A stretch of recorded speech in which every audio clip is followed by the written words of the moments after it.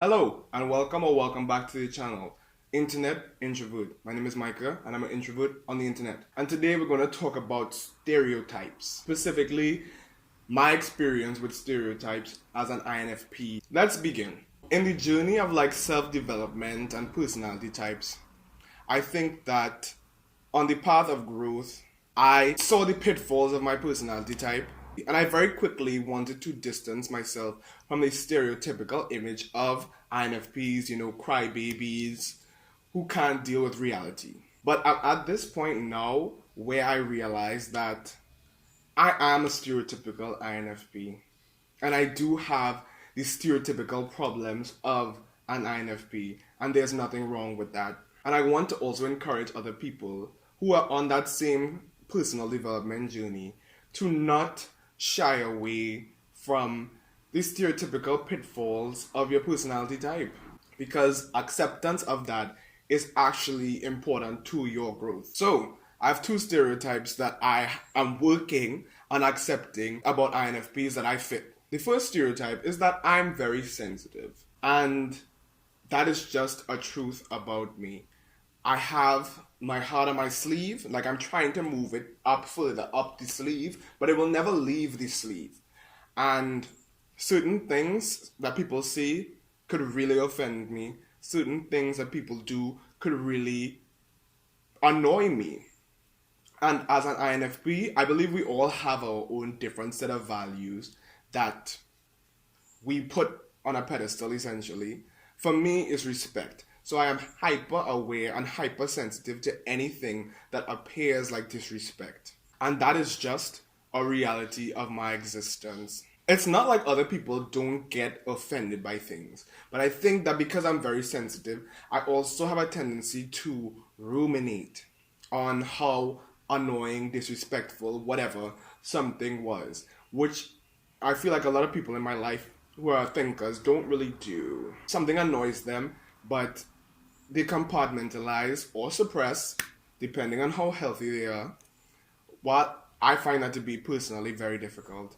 And I did not want to accept that about myself. I didn't want to be, that sensitive INFP who has thin skin, who you can't offer any criticism to because they'll just take it to heart. I didn't want to be that. But sometimes I can be that. And that is okay.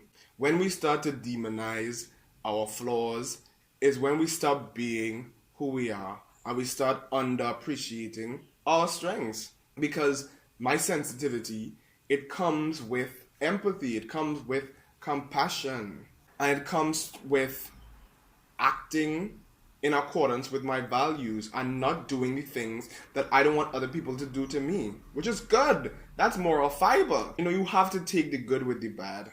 Knowing yourself and working with yourself is self-love in my opinion. The second stereotype that I believe that I fulfill sometimes is that I'm very, very, very idealistic. And I didn't realize how idealistic I am. I just don't like doing things that I don't want to do.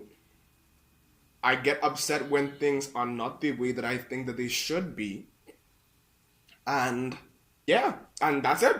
Yeah, that's idealism. So when a system isn't running the way that it's supposed to, I can seem very ESTJ-ish because I'm like, this is not the way that this should be done. In an ideal world, this should not be how this is done. So if I have to go to an office, like a government office, and I have to wait a long period of time, I'm annoyed. This is not ideal. Or if the people aren't super respectful and warm, I'm annoyed because this is not how it should be. And that's how you know you're an idealistic person. When you use a lot of should. When shoulds are very present in your vocabulary. Should is dangerous. Idealism is dangerous. Because the reality is, and I hate saying the reality is, people are disappointing. Systems are disappointing. There's no perfect system. There's no perfect person. You catch a system on the wrong day, it's going to be crap. You catch a person on the wrong day, they're going to be crap. You see, I have that pragmatism in my brain, like I'm not dumb, but at the same time, I'm still idealistic and I'm still going to want my ideal. I'm still going to want my ideal life. I'm still going to want ideal situations. I think the best thing for us as INFPs is just getting the self-awareness and understanding that, okay, this is me, this is a pitfall, I'm very idealistic, and people are going to disappoint me a lot. But guess what? I disappoint people a lot. Idealism has a positive side. Just like how being sensitive has a positive side, idealism has a positive side. I look for the best in situations. I encourage things to become better through innovation. And that is important, and the world needs that. Because the world needs to always be improving, it needs to always be evolving. I'm sorry, but the people who are, it is what it is, are not going to change the world. The people who accept the status quo are not going to change the world. I'll change the world when I'm not fighting with the world and crying and being depressed. Water break. Let's talk about how I cannot appear like a stereotypical INFP. So I have 2 points for this. Point number 1, I love planning. I love a good plan, specifically socially. INFPs have a stereotype of being spontaneous. So for example, we would rather see our friends when we're in a good mood versus, let me see you every Thursday. And while I definitely like some fluidity, I love a good plan. You see when people are like, okay, let's meet up and let's just see where the day takes us. Let's just see where things go. I don't like that. I do not like it. I like to know what is going on the day, what are we doing, and I get very mad when it does not happen the way that we planned for it to happen. I get very negative, dark side of ESTJ when it comes to that, where I am super bothered and I'm super annoyed. So in that regard, I do not appear like an INFP. I'm not spontaneous in that way. I like to have plans because I like to know how my energy is going to be used. I like to know what feelings are going to be required from me, which is why I don't like when people randomly call me. I'm not spontaneous in that regard. With regard to creativity, absolutely. Another way in which I would not appear like a stereotypical INFP is that I have a lot of finished projects. And when I say projects, I really mean songs. INFPs, we are stereotypically seen as people who start a lot of things, but we don't finish a lot of things. I have, at least in the music aspect, finished a lot of things. I didn't even realize how many things I made over the years until I went back and listened to my SoundCloud and was like, I did a lot of things. And making music is literally not just singing into a mic and then that's it. You have to mix the music. You have to put, effects on the song. And that takes time. Even just recording the music actually takes a lot of time. And labeling the tracks and blah, blah, blah, blah. And I realized I have a lot of finished things. And that is not in line with the stereotypes of INFPs. Because even when we're passionate about things, people, the stereotype is that we're flighty.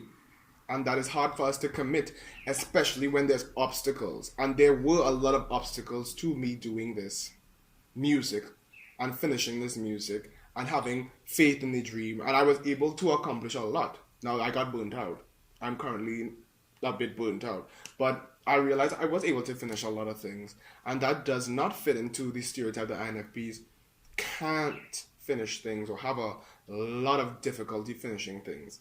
So I'm very proud of myself for that. That is one of my favorite things about myself that I could see, is that I put in a lot of work. I want to end this video off now with an example of a real life situation in which I did not appear like a stereotypical INFP, but I actually was being a stereotypical INFP. And that was when I broke up a physical fight at a club. An INFP getting involved in a physical fight and breaking up a fight? Not an extroverted sensor? How did that happen? Essentially, one of the patrons of the club was drunk and began having an altercation with one of the security officers. And the security officer picked up a piece of concrete and metal, to hit the patron, who I think at this point was bleeding already. And nobody in the club moved. Everybody was just watching. And I bolted out and I prevented the security officer from hitting the drunk patron with that. And I was 22 years old when I did that. And it's honestly one of my proudest moments. Because I think that it, really shows my strength.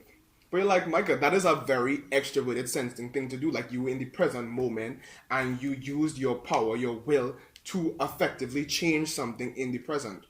Yes, that I have extroverted sensing blind spot as an INFP. How in the world can I do that? Listen to me. INFPs, we have the ability to use extroverted sensing, in my opinion, very well when something threatens our introverted values. And that is what activated me. And it activated me more than everybody else in that club. That club had, let's say, close to 75 people. But it was me, the INFP, who was activated to go and help because a value of mine was being threatened, which is, this is crazy. Like, you could actually kill this person with this thing that you're picking up to hit them. So no, I can't just stand by and watch you potentially kill someone, okay? Or at the very least, seriously injure them and cause grave bodily harm. My values are not in line with that. That's crazy. If I have the power to change it, I'm going to. We could actually have our blind spot extroverted sensing activated through our introverted feeling when a value is threatened. That is, to me, that is a perfect example of how we can appear like an extroverted sensing type who's willing, who's in the moment, who could take charge and who believes in their body because of a value. And it shows that we all have these functions inside of us. It's just sometimes they're activated through the more conscious ones. And in that way, we could appear to not be who we're said to be, because INFPs are we're said to be the least confident. We don't have a presence when we get into a room. But I had presence, and I was very confident in my ability to stop something bad from happening, which is not the stereotypical view of us. And that's how I want to end this video, showing that the qualities that we do have can actually make us do the things that people say that we can't do. And the cognitive functions that we have the most command over make us whole and complete people. Introverted feeling can be a very powerful function. I can be a very powerful individual despite falling into some of these stereotypes of my personality type.